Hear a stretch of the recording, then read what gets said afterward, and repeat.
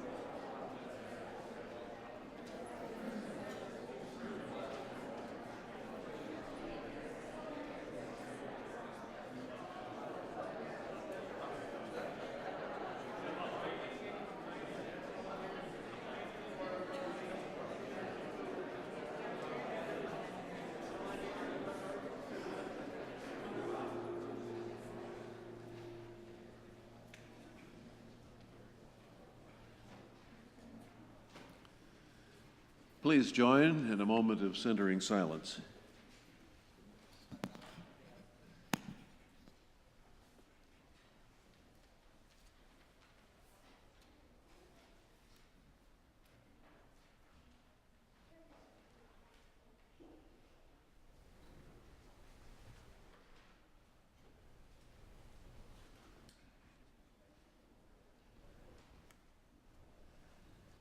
And please join our in-gathering hymn. It's number 83, and the words are in your order of service.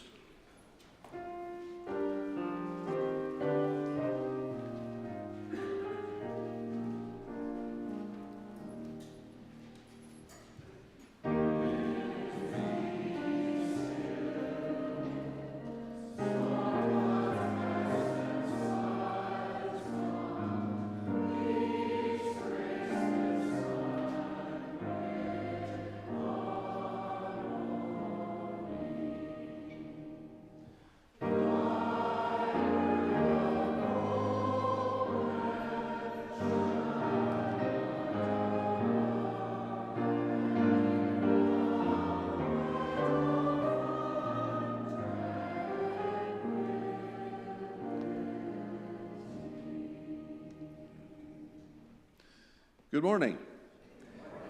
Welcome to First Unitarian Society of Madison. This is a community where curious seekers gather to explore spiritual, ethical, and social issues in an accepting and nurturing environment. Unitarian Universalism supports the freedom of conscience of each individual, as together we seek to be a force for good in the world. My name is John Powell, and on behalf of the congregation, I'd like to extend a special welcome to visitors. We're a welcoming congregation, so whoever you are and whatever you happen to be on your life's journey, we celebrate your presence among us. Newcomers are encouraged to stay for our fellowship hour after the service and to visit the library, which is directly across the atrium. Bring your drinks and your questions, and members of our staff and lay ministry will be on hand to welcome you. You may also look for persons holding teal stoneware coffee mugs. These are FUS members knowledgeable about our faith community who would love to visit with you. We welcome children to stay for the duration of the service. However, because it's difficult for some in attendance to hear in this very lively environment, our Child Haven and Commons are excellent places to retire.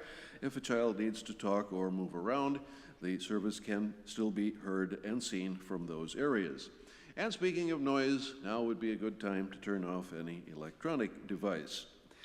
It takes a great many volunteers to run a service properly, and this morning our sound operator is Mary Mannering, lay minister on duty Tom Boykoff, our greeter Mary Elizabeth Kunkel, our ushers Eliza Monroe, Marty Hollis, Michael Lossie, and Dick Goldberg, our hospitality service Nancy Kosef, and we thank them all for their service this morning.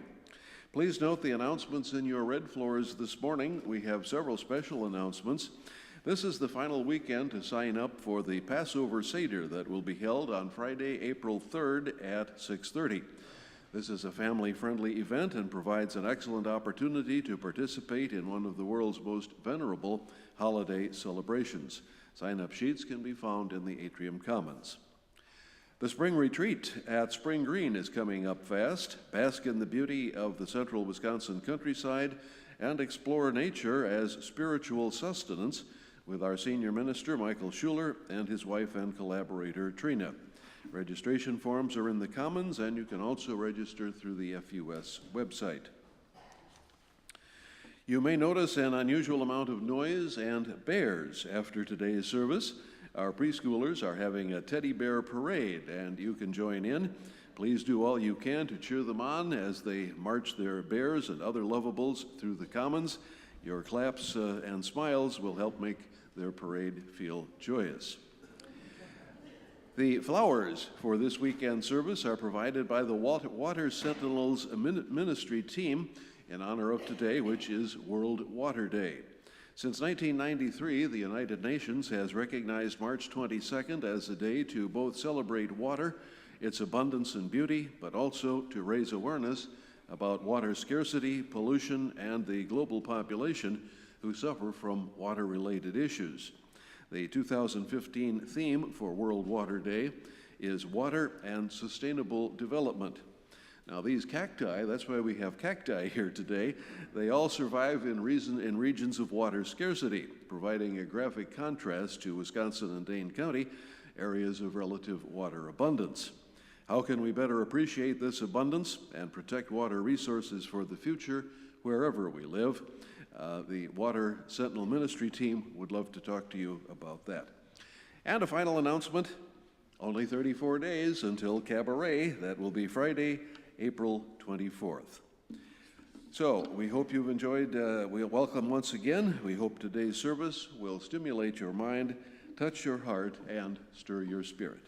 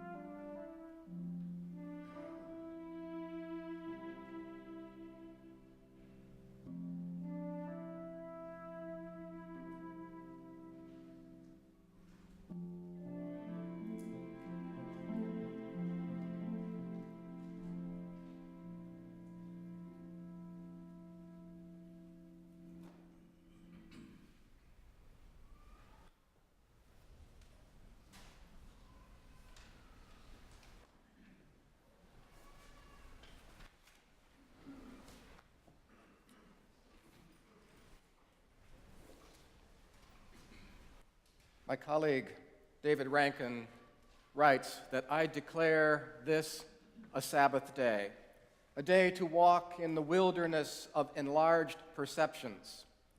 And I declare this day a release from work to find the stamina to pursue our ideals. I declare a special hour to help cherish life's joys and to lament life's losses. I declare a reign of holiness to deepen our grounding in the sustaining mystery. And I declare a time for simply being and letting go, and for rediscovering great forgotten truths and basking in the arts of the ages, and for learning how to live again. I invite you to rise in body or in spirit for the lighting of our chalice.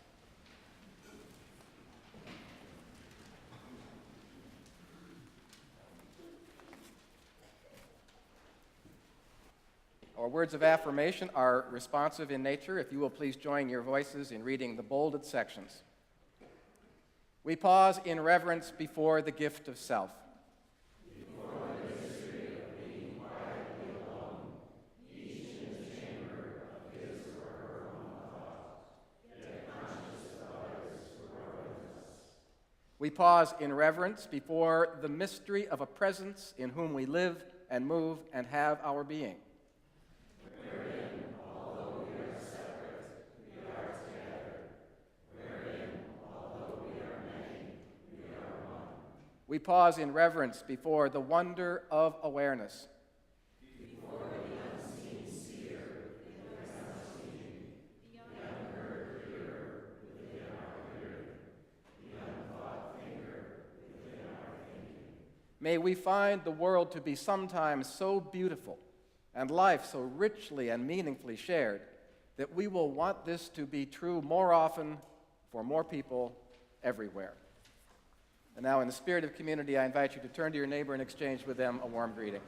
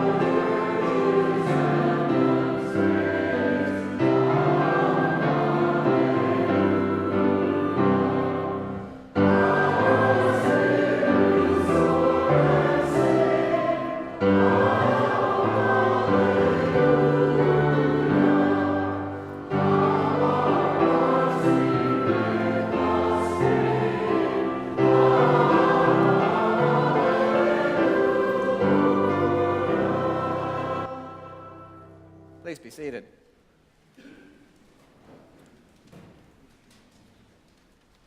Given the forecast for later today, perhaps that hymn was a little premature, we might say. Once a month, we try to set aside a few moments at the beginning of the hour for the sharing of joys and sorrows, a time for members, friends, and even visitors to our congregation to relate to the entire gathered community some special event or circumstance that has affected your life or the life of someone close to you in recent days or weeks. At this time, general announcements, news items, and partisan appeals are discouraged. For the next few minutes, anyone who wishes is invited to step to the front of the auditorium, light a candle in either one of the candelabras to my right or left, and then using the microphone provided by our lay minister to share your name, if that feels comfortable, as well as your brief message. Please note that our services are webcast in this auditorium, so listeners are not restricted to the people sitting in these chairs. You may also step forward and wordlessly light a candle of commemoration and then simply return to your seat. And now I would open the floor for the sharing of these important and personal matters of our lives.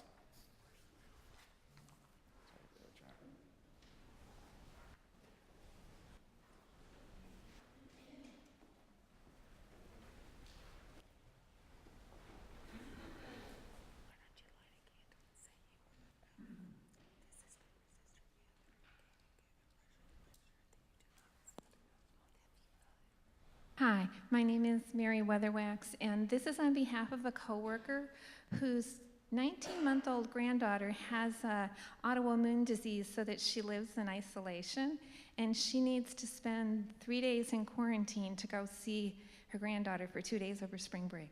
And I just found that so concerning that I needed to share it.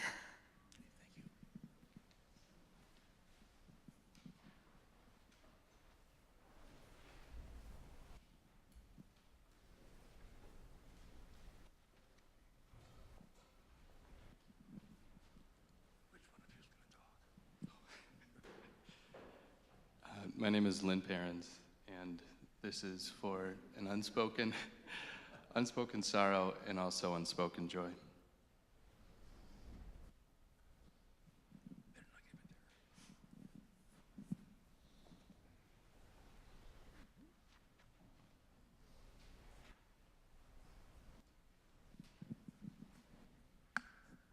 Hi, my name is Michaela Moy, and this is for a friend who was recently diagnosed with cancer and her partner, two people whose souls are so big that they inevitably raise yours up as well.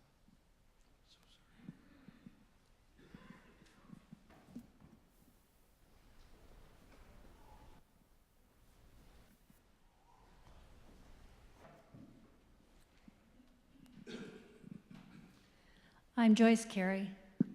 My former husband has just been admitted to memory care at Oakwood, and I'm feeling sorry for him because this is something he feared all his life, that he would lose his mind before he lost his body. But he's safe, and he doesn't seem to be unhappy there, so I hope he can find some happiness in his new home.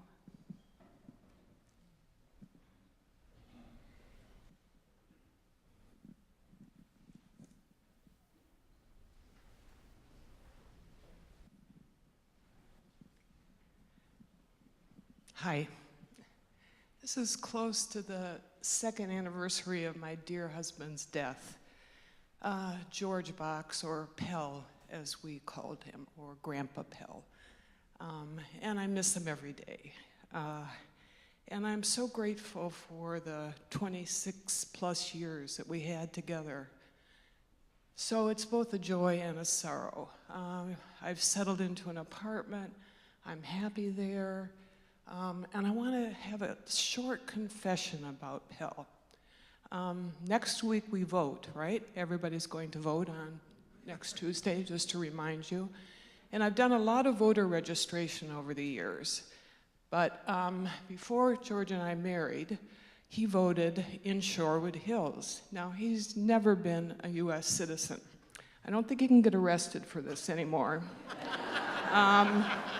since he's no longer with us. And he kind of walked into Shorewood like this, and one of the women said, "Oh, Professor Box, you've become a citizen." And he said, and made his one and only vote in the United States against Nixon.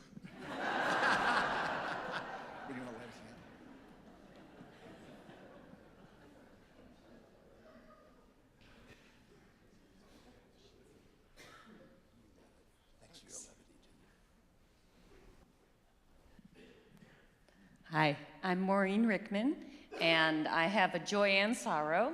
I have a sorrow that a friend of mine inspired me to buy this because he started Grilling for Peace and Savory Sundays and a mission to the homeless. That is very inspiring. And I'm also a little tearful because I'm a little sensitive because I got up at 4 a.m. this morning to go to serve breakfast to the homeless folks at Grace Episcopal Church with a teenager who was inspired by my dear friend Tom Berry. So, thank you.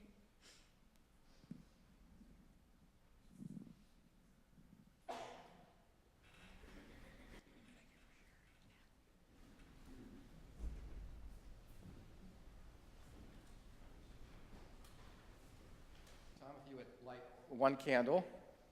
My wife and I had a joy this week that my sister was visiting with us from Maryland. She's a professor at the University of Maryland, and she was a guest lecturer here talking about Vladimir Putin as a performance artist and the Sochi Olympics as a Soviet mass festival.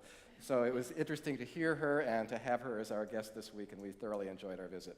And then, Tom, before you leave, one other candle, just simply to signify those unexpressed joys and sorrows that occurred to people as others were speaking, but remained unexpressed. And we hold those also with compassion and tenderness in our hearts.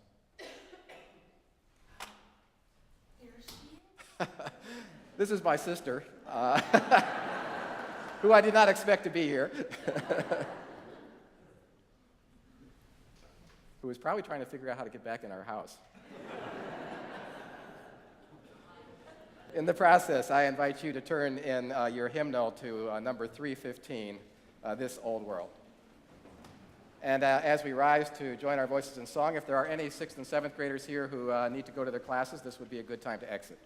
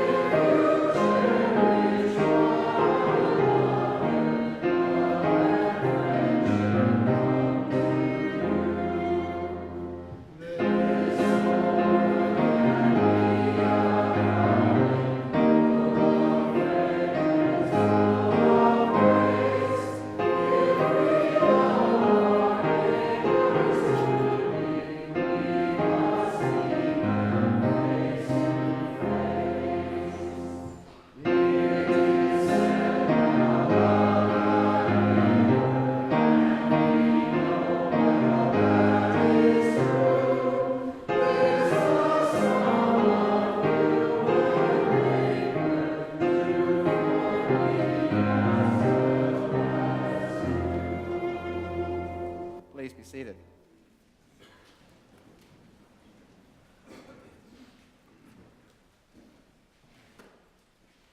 So we continue with a selection from an essay by Rebecca Parker, who is the recently retired president of our seminary in Berkeley, California, Starr King School for the Ministry.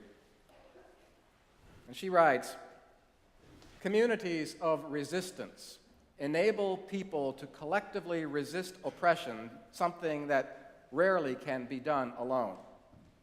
Religious communities of resistance can be found throughout the world. For instance, dissident Christians found refuge in the mountain valleys of Transylvania some 450 years ago during the Reformation. And when the official churches cracked down on scientists who were developing new theories of the solar system, these Unitarians in Transylvania maintained a space for reason and science as a part of their religion.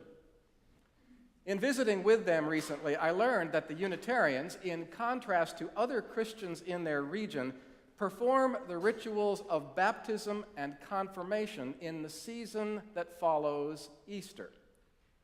Though their neighbors baptize at Easter in symbolic reenactment of the death and resurrection of Jesus, the Unitarians baptize to reenact the period after Jesus was crucified, when a handful of his disciples came together and pledged to carry on his teaching and ministry. So, for the Transylvanian Unitarians, to be baptized means to join the community of Jesus' disciples who, in defiance of the crucifying empire, persist in the way of compassion. How can people move beyond isolation, a banal individualism, a lack of higher purpose? One way to do that is by coming together with others in religious communities that fire our intellects, touch our hearts, connect us in loving support with others, and turn us to face the world's painful realities with honesty and critical analysis, that direct us into deeds of service and social activism. Through assembling, coming together, people can harness what the theologian James Luther Adams called the organization of power and the power of organization. Good religious communities convert people to a way of life that our society needs to move toward, from believing that violence is redemptive to practicing justice and compassion, from going it alone to giving and receiving care from others, from isolating oneself in individualism to sharing work on behalf of the common good. Staying awake, becoming active rather than passive in this world is something that we cannot do all by ourselves. Religious communities can enable people to claim and deepen the values that the dominant culture is ignoring or denying.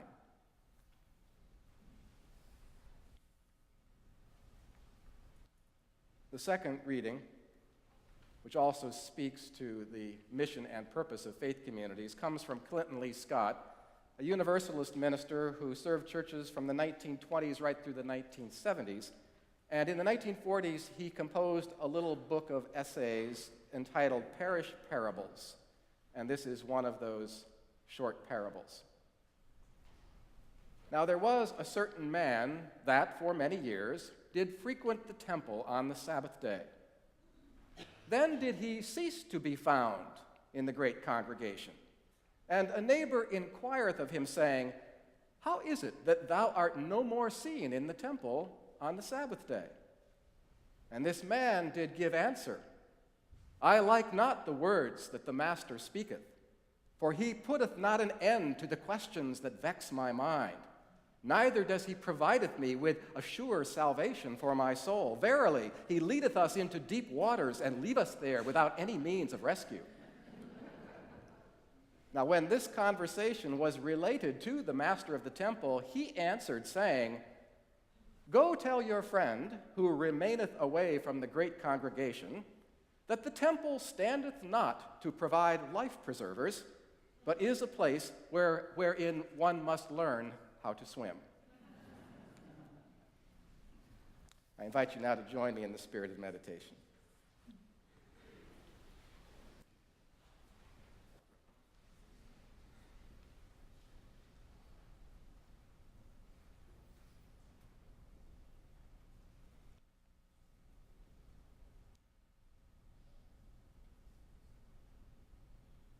Although much of the time we feel confident and wholly capable, strong enough to rise to the occasion, secure enough to stand on our own,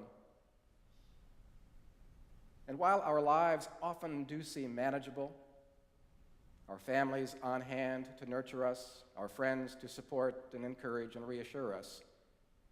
And yet we may still have need of something more, a resource to address our deeper longings and to salve the graver wounds to soul and psyche. When life confronts us in more challenging ways and we hunger for new insight, we may have need of the openness and the sympathy and the wisdom of a faith community where no question is taboo and no line of inquiry is inappropriate. When we become unsettled by the vagaries of existence and of our own insignificance in the vast scheme of things, we may need such a community to help us discover a reliable source of meaning and a reason for hope.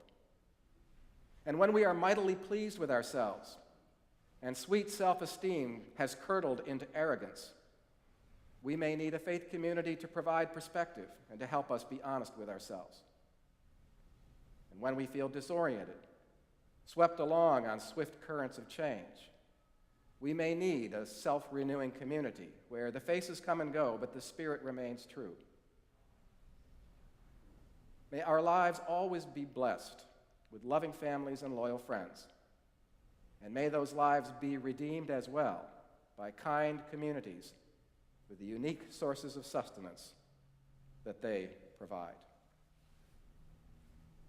Let us continue on in just a moment or two more of silent meditation.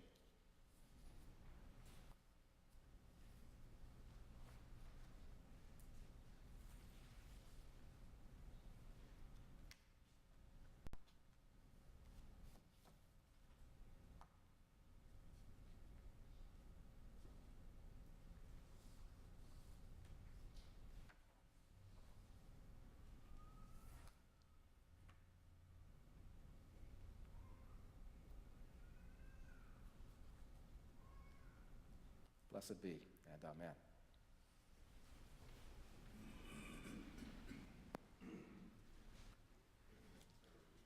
Well, at our Unitarian Universalist General Assembly a few years ago, a change in the wording of one of our 7 principles was proposed.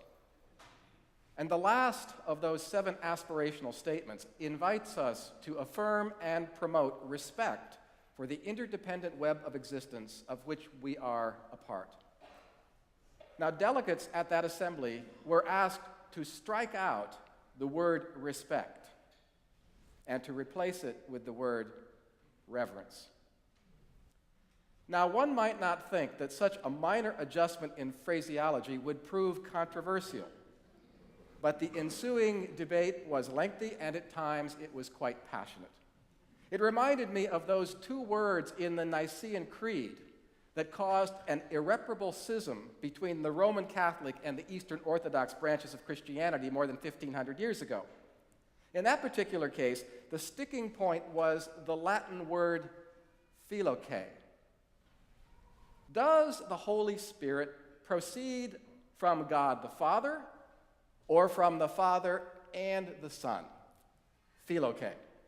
The theologians of East and West did not agree on the genesis of the Holy Spirit then, nor do they now.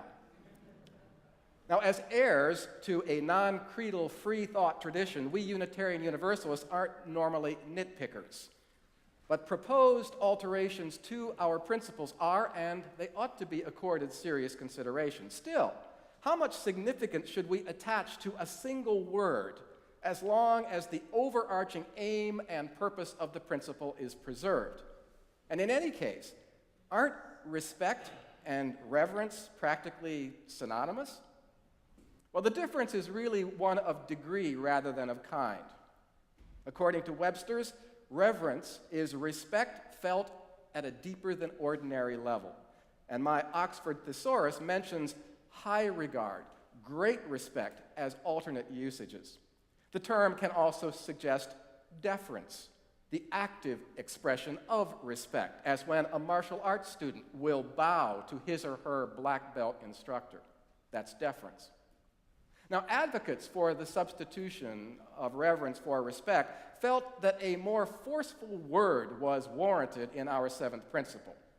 And as the planet's ecological systems continue to deteriorate, this would seem appropriate, attractive to members of a religious movement with a strong environmental track record.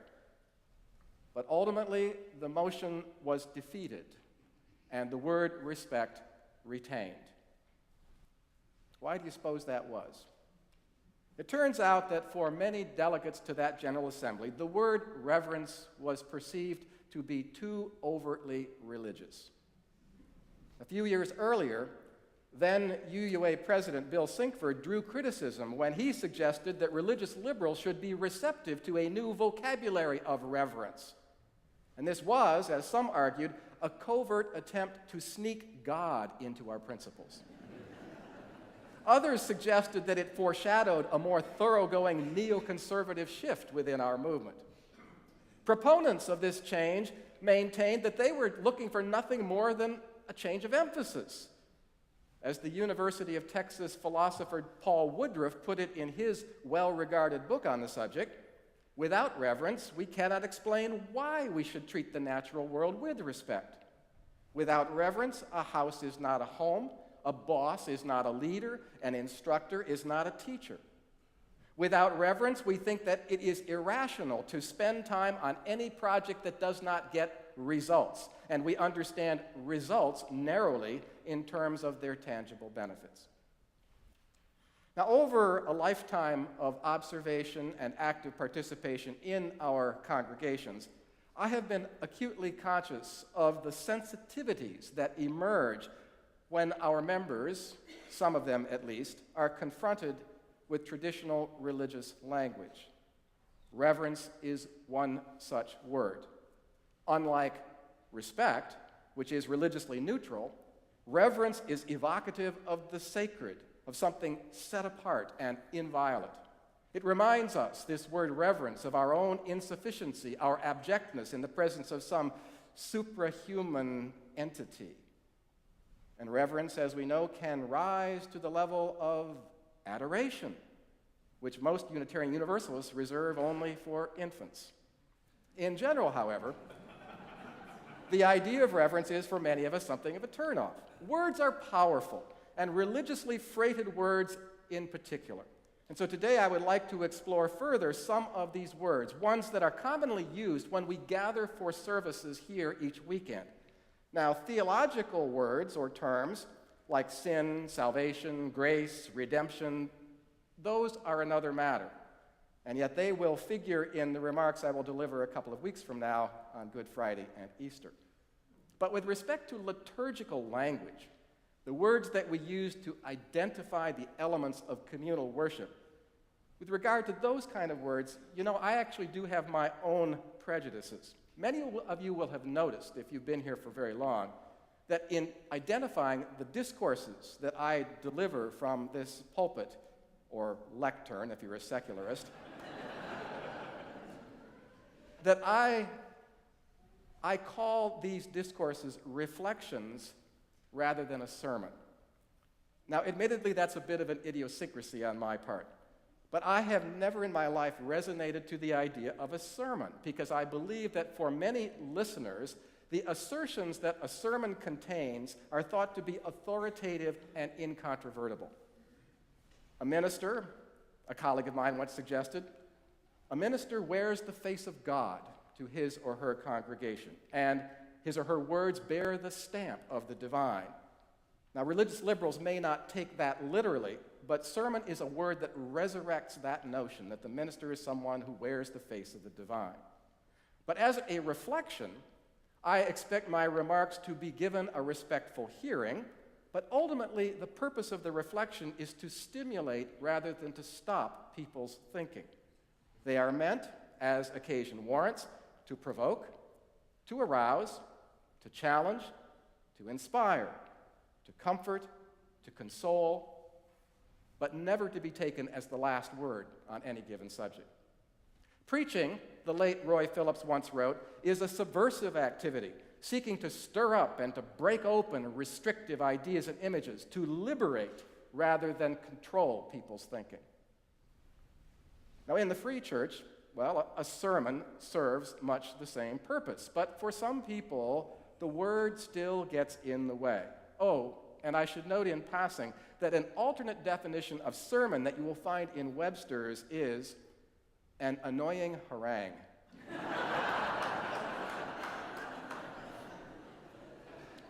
Point well taken.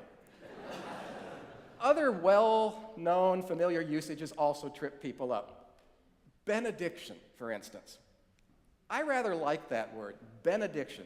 It refers directly to good words, benedictus in the Latin, the good words that conclude the spoken portion of the service. And the benediction often takes the form of a blessing. Classics in that genre include the Navajo Beauty Way and the Irish blessing, may the road rise to meet you, may the wind be always at your back.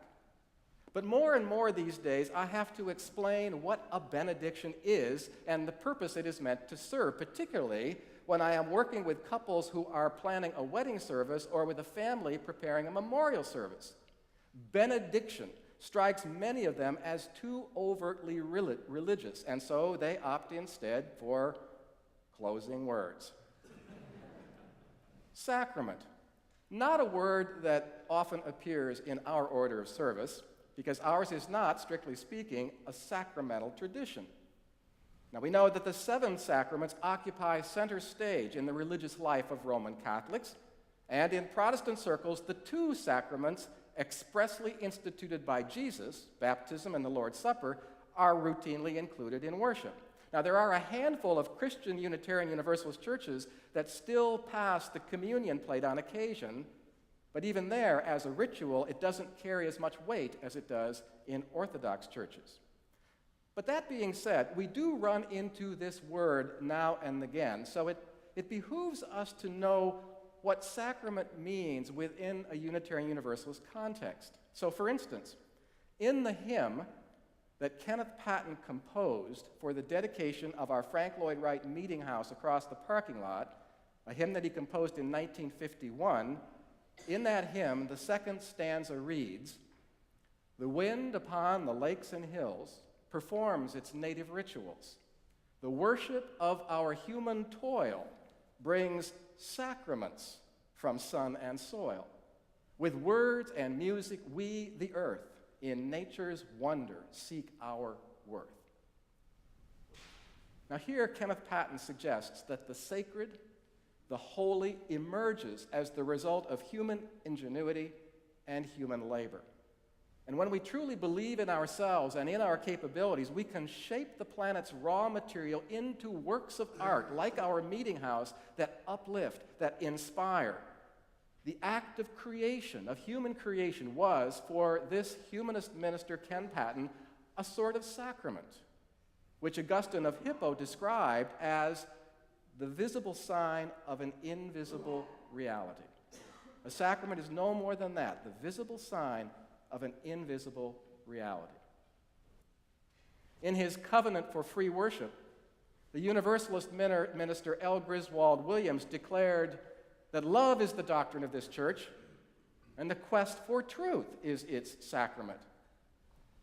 Like Kenneth Patton, Williams wanted to adapt a concept that has served as a cornerstone of Christian tradition for 2,000 years, adapt it so it could be profitably used in a Unitarian Universalist context. He wasn't content simply to throw that word away. Now, clearly, the pursuit of truth requires a high level of devotion, and it does constitute for many of us our chosen spiritual path.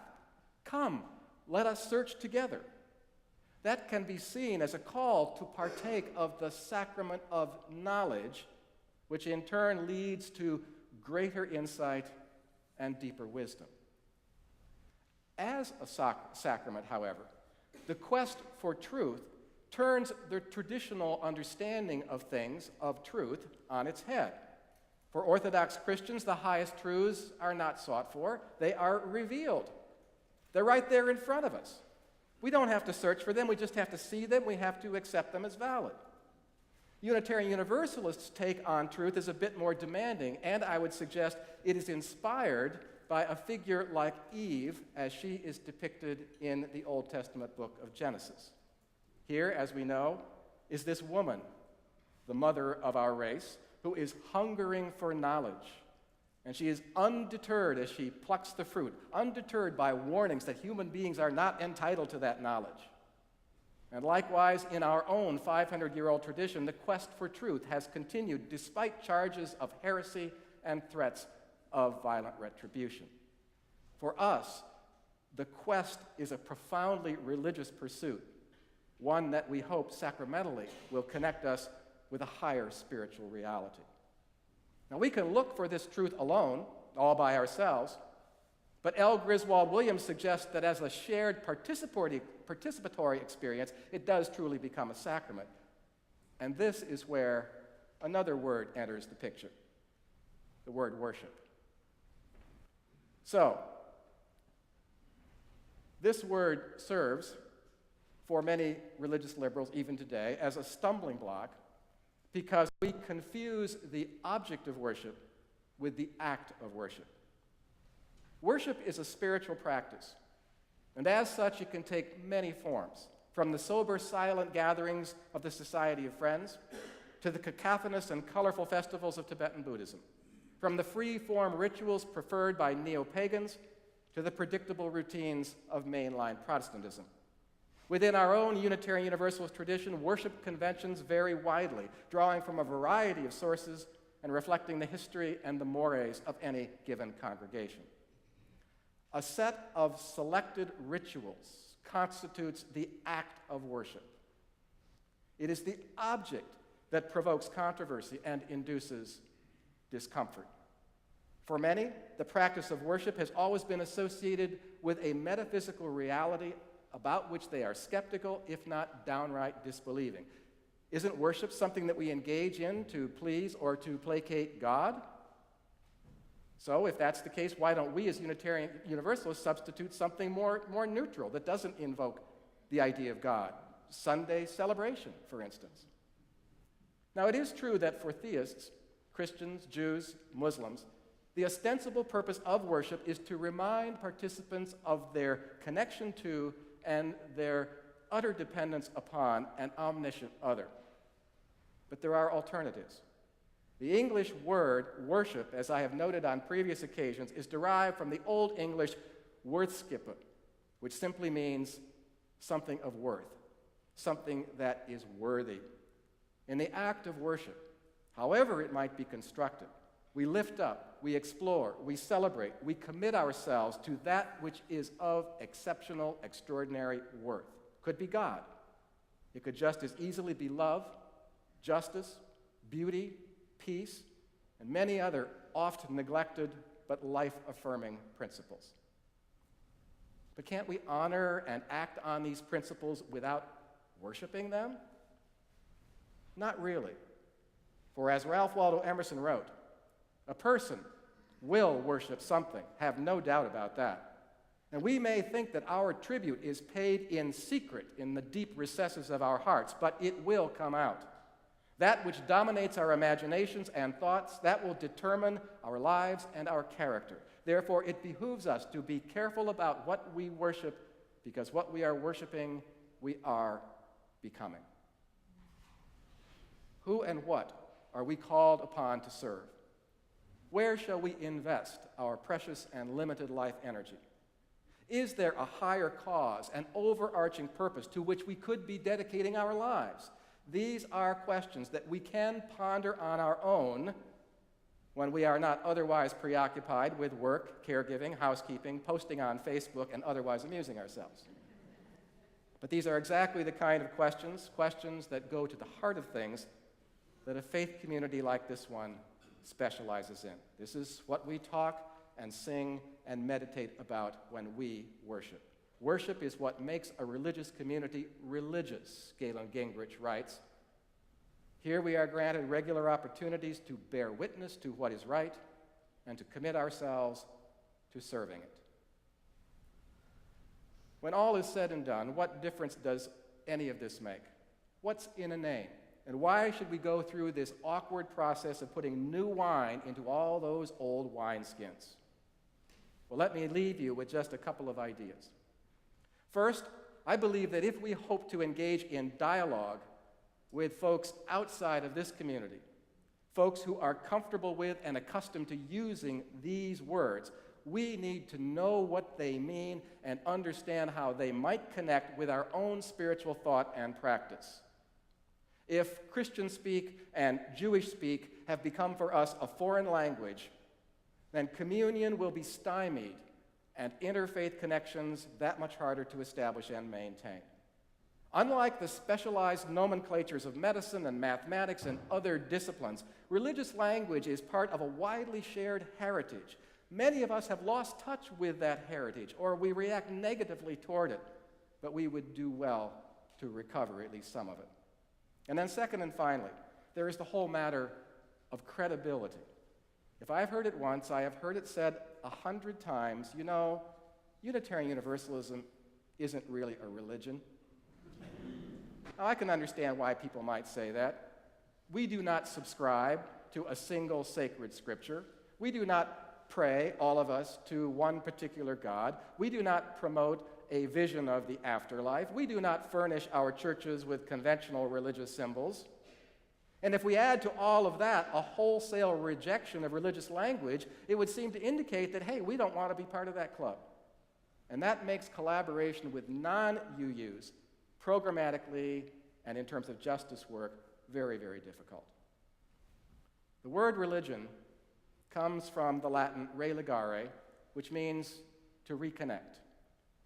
And in that sense, in that broadest sense, we UUs are as religious as anybody. For each week we renew our relationships with one another. We reconnect. And we harness thereby the organization of power and the power of organization. And in addition, here we seek reconnection with all else that truly matters, to all that lies beyond us, to all that is in the past, and to all that might be possible. May it be so. Amen. Today's outreach offering, as you can see, there's another one of those good religious words, offering, will be shared with mentoring positives, and you can read a description of their activities in your order of service.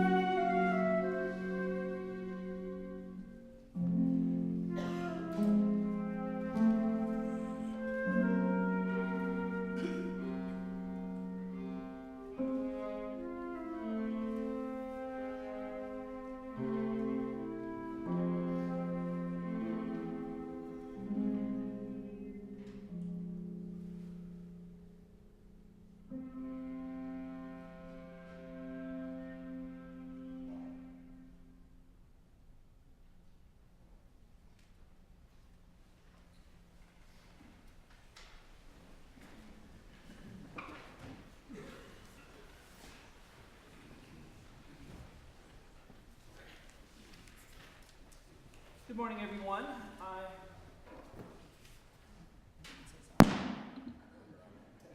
Now I'm on. Oh, much different. Good morning. I'm Brian Helmer, one of the co-chairs of this year's FUS Annual Pledge Drive. I am the fourth and final in a series of speakers designed to alert you to the need to continue to support this wonderful institution. I want to say, first of all, a big thank you. We're already over 730 pledges. We're probably higher than that. That was as of mid last week. So I know many of you in the room have already given. We thank you for that. For those that haven't yet, hopefully these words will help inspire you to do so. Our slogan this year is "When we give, we change lives." I truly believe that to be true. Last year, I talked a little bit about my personal experience. I got involved in FUS as a volunteer with the idea of helping others, helping FUS. And as I did that, of course, as I talked about, I changed my own life in a very meaningful and important way. And I think that's one of the great powers of this institution, is to be able to do that. But today I want to talk about some other ways that I think we can impact lives with what we do at FUS and how it improves the world around us. I think it's easy sometimes to get the impression that the world around us isn't doing all that well. The news can be depressing. In fact, as a boy, I can recall my grandmother discouraging us from watching the news because, as she said, the news was depressing when she was a child and it hasn't seemed to change much. But with all due respect to my grandmother, I actually don't believe she was right. I think the news does get better. It's just slow and sometimes easy to miss. And what I'm referring to is the steady progression in the attitudes and beliefs of people in this culture, shifts towards views and beliefs that are more consistent with our UU principles. Polls show that all over the world, more people than ever believe that people should be treated with dignity, that justice should mean the same thing for everyone, and that we need to take better care of the world around us. In the United States, surveys show that more people than ever before support equal marriage rights, regardless of your sexual orientation, and they believe that we need to do more to ensure that our justice system treats everyone the same, regardless of economic background or race. I would note in particular that these surveys show that support of these ideals that are so consistent with UU principles are strongest among the young people. And I'd ask you to consider why that might be the case. Why is it that our young people hold views that are increasingly more in tune with the UU principles that we espouse? And while that's a hard question to answer precisely, I believe there's several major reasons. First and foremost, I think the values embodied by our principles have a tremendous ability to provide both personal and societal happiness. They have tremendous intuitive appeal. And I believe our increasingly diverse and connected society is looking for pragmatic ways of living together in more harmonious and sustainable ways. And whether they know it or not, the beliefs that they're espousing are consistent with UU principles in helping to make that happen. I also believe that a larger number of parents today recognize the need to espouse religious beliefs that promote an inclusive, diverse society. Whether they were raised to think that or whether they came to that conclusion over time as part of their own spiritual journey. Parents that hold these values tend to work hard to ensure that their children understand the importance of these values, which I believe leads to this evolution of attitudes with each new generation. FUS serves an important role in facilitating this process. We provide numerous opportunities for adults to grow and evolve spiritually. We also provide a multi-year curriculum of children's RE classes that are designed to impart the principles of justice, fairness, acceptance, and respect. I've seen the positive impact that our RE program can have on our own children, on my children, and in many others that I've had a chance to work with as an RE volunteer over the years. Of course, despite my optimism, it is true that there's a long ways to go. There are still far too many examples of injustice going on in the world, and it's tempting to get depressed as we see these setbacks. But we need to see the big picture. We need to see that those events are aberrations in an increasing in an overall improving situation, and that these aberrations are increasingly met with more and more national outrage and unity. Far more than we would have seen 25, 50, or certainly 100 years ago. The trend is in our favor, but there is more to do. And that's where you can help. FUS, as I mentioned, offers programs and classes that can help this trend continue to help enlighten both our members and their children, who in turn make this world a better place for us all. Please join me in keeping FUS strong and allowing the news to keep getting better. Thank you. Thank you, Brian. I hear tambourines. The teddy bears are restless. So moving right along, our closing hymn in the Teal Hymnals is 1008, and we are only going to sing the first verse.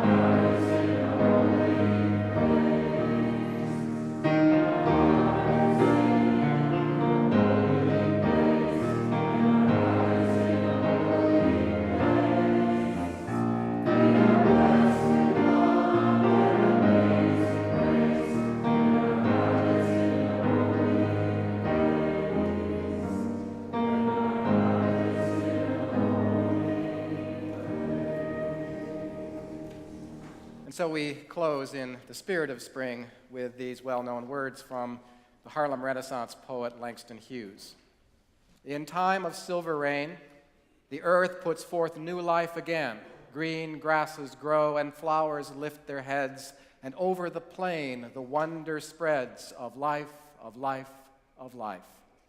In time of silver rain, the butterflies lift silken wings to catch a rainbow's cry, and trees put forth new leaves to sing in joy beneath the sky when spring and life are new. Please be seated for the postlude.